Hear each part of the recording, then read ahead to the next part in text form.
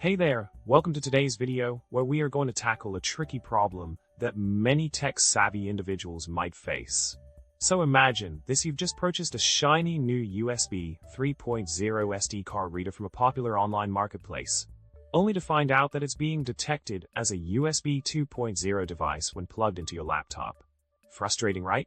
Well, this is a common problem that many people encounter, and it could be quite the head-scratcher. Now, let's dive into the solution for this pesky problem. You likely are another scam victim on that online marketplace.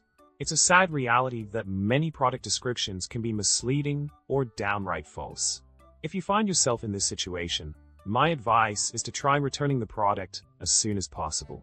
Unfortunately, some online platforms might not honor their return policies, so it's best to act swiftly. And remember, it's always a good idea to consider shopping from physical stores with a good reputation. In summary, if you found yourself with a USB 3.0 device that's masquerading as a USB 2.0 one, you're not alone. Many have fallen victim to misleading product descriptions online.